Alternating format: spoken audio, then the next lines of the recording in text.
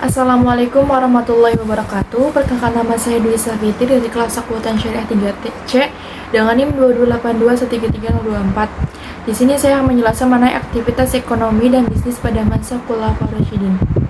Yang pertama yaitu masa Khulafaur Rasyidin dimulai sejak tahun 11 sampai 41 Hijriah atau sekitar 632 sampai 661 Masehi, di mana ada 4 sahabat Nabi yang merupakan Khulafaur Rasyidin, yaitu yang pertama ada Abu Bakar Asy-Syiddiq, yang kedua Umar bin Khattab, yang ketiga Utsman bin Affan, dan yang terakhir adalah Ali bin Abi Thalib.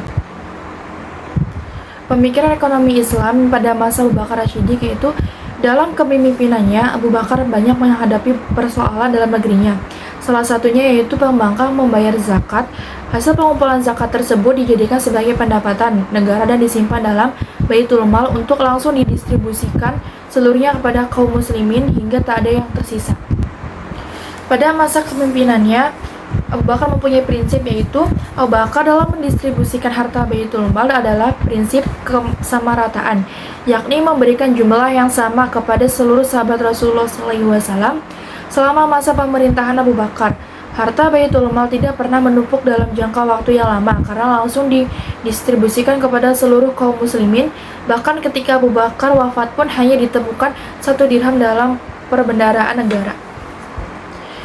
Yang kedua yaitu ada pemikiran ekonomi Islam pada masa Umar bin Khattab. Pada masa Umar bin Khattab membangun lembaga Baitul Mal, Departemen Pelayanan Militer, pendirian lembaga Al-Hizbah, reformasi atas hak tanah. Yang pertama ada Baitul Mal. Al-Mawardi menyebutkan bahwa Baitul Mal adalah semacam pos yang dikhususkan untuk semua pemasukan dan pengeluaran harta yang menjadi hak kaum muslimin. Adapun kewajiban Baitul Mal yaitu mengurus nilai yang diterima, mengurus kepentingan umum, pendapatan zakat dan usar, pendapatan khums dan sedekah, dan juga pendapatan kharaj, fajiyah, usar dan sewa tanah, dan pendapatan lain-lainnya. Yang ketiga ada Departemen Pelayanan Militer. Departemen ini berfungsi untuk mendistribusikan dana bantuan kepada orang-orang yang terlibat dalam peperangan. Besarnya jumlah dana yang ditentukan oleh jumlah tanggungan keluarga setiap penerima dana. Meliputi dananya yaitu departemennya meliputi Departemen Kehakiman dan Eksekutif, Departemen Pendidikan dan Pengembangan Islam, Departemen Jaminan Sosial. Di samping itu ada mendirikan beberapa departemen dalam pendistribusian harta Baitul Mal. Umar juga menerapkan prinsip utama dalam mendistribusikannya. Yang ketiga ada pendirian lembaga Al-Hizbah. Hizbah adalah kantor atau lembaga yang berfungsi untuk mengontrol pasar dan modal adab secara umum. Dalam implementasinya, lembaga Al-Hizbah memiliki 4 rukun yaitu mustahib, mustahab al-alaih, mustahab fih, dan nafs al-hishab. Selanjutnya ada reformasi atas hak tanah. Keutamaan dan kelemahan kebijakan ekonomi Umar bin Khattab. Abu Ubaid pernah menuturkan sebuah riwayat tentang kesuksesan Umar dalam kitabnya Al-Amwal sebagai berikut. Yaitu pada masa Umar, Muaz bin Jabal pernah mengirimkan hasil zakat yang dipungutnya di Yaman kepada Umar di Madinah. Karena Muaz tidak menjumpai orang yang berhak menerima zakat di Yaman, namun Umar mengembalikannya. Lalu kemudian ada juga kebijakan yang ia ambil itu. Yang ketiga yaitu ada pemikiran ekonomi Islam pada masa Utsman bin Affan. Yaitu ada keuangan publik, keuangan sosial, dan infrastruktur. Keuangan publik yaitu sumber utama keuangan publik ini pada masa Utsman bin Affan adalah seperti yang ditetapkan oleh Umar, yaitu pendapatan zakat, khums, 1/5 dari rampasan perang, jizyah, kharaj, usar atau biaya masuk, dan properti negara yang kepemilikannya dialihkan kepada negara. Yang kedua ada keuangan sosial. Utsman bin Affan adalah orang yang sangat dermawan. Di masa Rasulullah SAW, perang Tabuk merupakan perang terakhir sekaligus perang yang paling sulit, sehingga pasukan perang Tabuk disebut sebagai Jaisul Usr atau pasukan yang kesulitan. Hal ini dikarenakan perang ini bertepatan dengan musim pacekik atau saat stok pangan lama telah habis sementara stok pangan baru belum dipanen. Dalam perang ini sebagaimana dilaksanakan sebuah hadis, Abu Bakar menginfakkan seluruh hartanya sementara Umar separuh hartanya.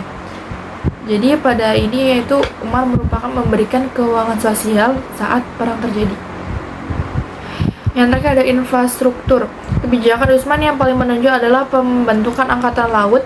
Angkatan Laut ini adalah angkatan yang dalam sejarah Islam, pembentuk Angkatan Laut ini telah diinisiasi oleh Muawiyah yang waktu itu merupakan seorang gubernur Syam 187 dan diajukan kepada Khalifah Umar.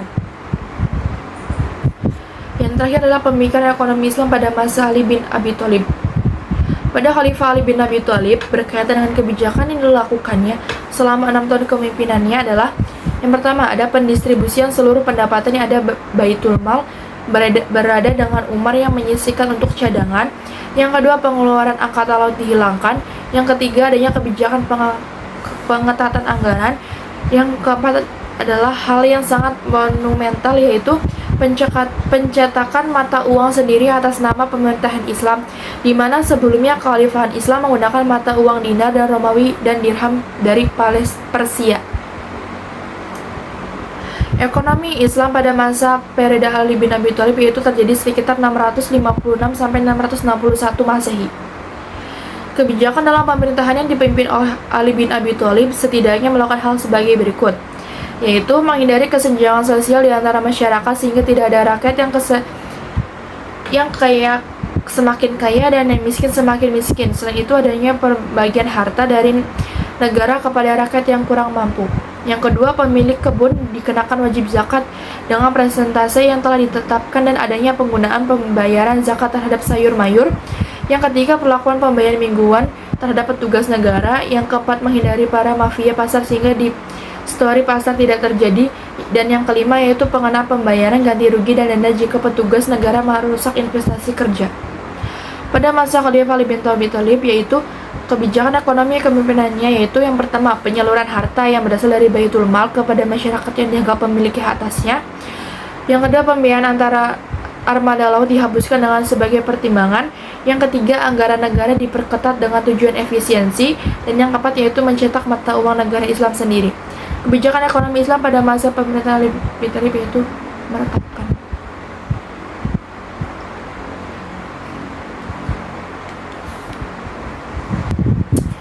keuangan publik, keuangan sosial, dan moneter. Sekian dari saya, kurang lebihnya mohon maaf. Wabillahi taufiq wal hidayah. Wassalamualaikum warahmatullahi wabarakatuh.